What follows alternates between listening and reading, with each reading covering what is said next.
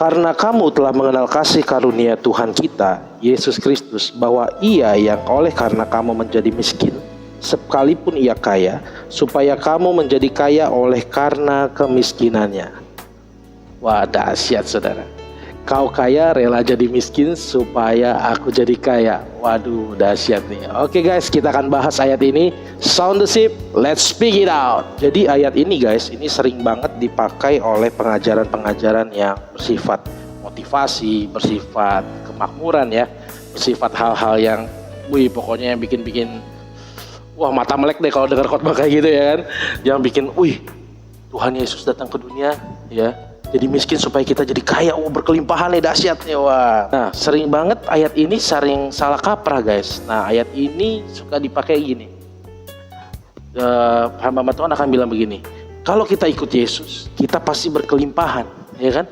Kalau kita ikut Tuhan Yesus, maksudnya berkelimpahan apa? Banyak kan hal-hal materi yang disampaikan kan. Terus kalau kita hidup miskin, maksudnya kita masih kekurangan, hidup kita masih sederhana, berarti saudara kurang iman. Berarti saudara kurang percaya sama Tuhan. Berarti kekristenan saudara nggak sungguh-sungguh itu. Waduh, benar-benar deh. Nah, terus jadi apa ya sebenarnya inti dari 2 Korintus 8 ayat yang 9 ini? Kau kaya rela jadi miskin supaya aku jadi kaya. Yuk sebelumnya kita lihat dulu. Makanya kita kalau mempelajari Alkitab, kita membaca Alkitab, kita lihat dulu. Ini latar belakangnya apa saudara? Ini latar belakangnya lagi berbicara apa sih? Ya kadang-kadang kan cuman kayak kutip satu ayat ini, wah jadiin ayat favorit nih, keren ya, jadi tema khotbah. Hidup berkelimpahan, berlimpah ya kan? Sukses, jaya. Waduh benar-benar kacau, udah. Nah jadi ayat ini sebenarnya saudara-saudara kalau mau baca ya teman-teman semua, di 2 Korintus 8 ini dari ayat 1 itu dia berbicara mengenai pelayanan Paulus. Dia memuji jemaat Makedonia ya, jemaat Makedonia itu siapa sih jemaat Makedonia itu? Nah ternyata jemaat Makedonia ini adalah jemaat yang memang benar-benar susah sesusah-susahnya saudara, susah sesusah-susahnya, benar-benar orang yang nggak punya apa-apa gitu loh. Tapi mereka berani memberi dalam pelayanan yang sedang berada di Korintus saat itu ya kan. Nah dipujilah pemberian mereka, padahal mereka susah tapi mereka mau memberi. Nah di ayat 9 ini kan tadi seperti yang kita baca sama-sama ya, Paulus bilang Tuhan Yesus aja kaya rela jadi miskin supaya kita jadi kaya. Maksudnya kaya dalam apa saudara? Bukan kaya soal kita menjadi banyak uang, bukan soal kaya kita menjadi super kaya. Kalau pengajaran-pengajaran ini banyak kan cuma diambil Tuhan Yesus jadi miskin supaya kita jadi kaya, karena kita harus hidupnya berkelimpahan. Orang Kristen tuh gak boleh susah, gak boleh miskin. Waduh, bagaimana soal murid-murid Yesus?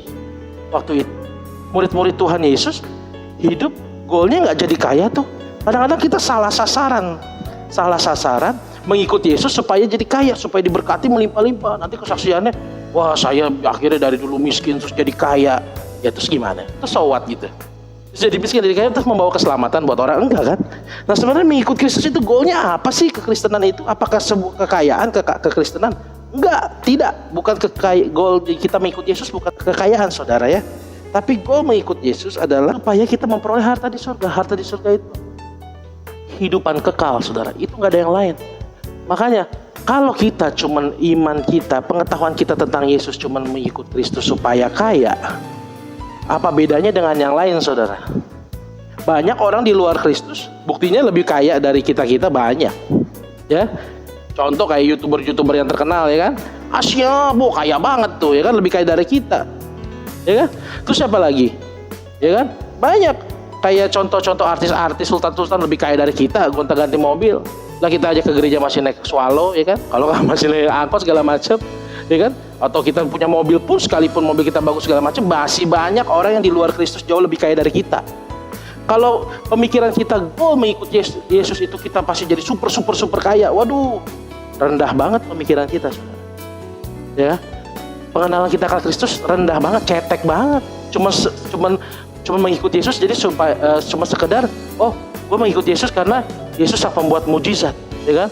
Yesus membuat gue berlimpah-limpah. Waduh, nih pengajaran-pengajaran kayak gini cetek, saudara. Jadi benar-benar kita harus mengikut Yesus itu, benar-benar kita dia sungguh-sungguh. Karena yang kita kejar bukan hal-hal yang fana, bukan hal-hal yang sekedar di dunia ini, yang istilahnya sementara ini. Ya, kekayaan uang semua ini sementara, saudara. Ya kan, mobil, rumah, semuanya, kehormatan sementara. Setelah kita dipanggil Tuhan, tutup mata. Ya kan, udah ditinggal semua. Yang kita bawa cuma ya peti, itu doang. Ya begitulah saudara. Maka kehidupan ini benar-benar harus mengejar. Namanya kita sudah ditebus, kasih karunia Tuhan pada diri kita. Itu bukan juga berarti supaya kita hidup sembarangan. Tetapi kita mengejar itu kekayaan yang sesungguhnya. Tuhan bilang, kenapa Tuhan Yesus jadi miskin? Dia jadi miskin karena dia meninggalkan segala kemuliaannya, saudara.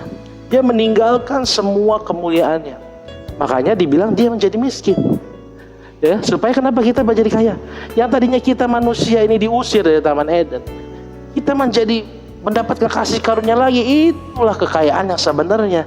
Bukan kekayaan artinya kita kaya. Kalau goalnya cuma di situ seperti tadi yang saya bilang, cetek banget. Dan kalau cuma begitu doang, ya orang luar Kristen juga bilang, apa kehebatan Tuhan Yesus? Apa kehebatannya? Oh, cuma kesaksian kita dari miskin jadi kaya. Diketawain nama aja, banyak yang lebih kaya, saudara. Ya, makanya kenapa juga salah satunya saya agak sedikit komentari. Banyak orang-orang Kristen kenapa terjebak dalam seneng yang begini-begini, ya kan? Mujizat-mujizat tentang kekayaan, tentang apalah hidup kita sukses segala macam.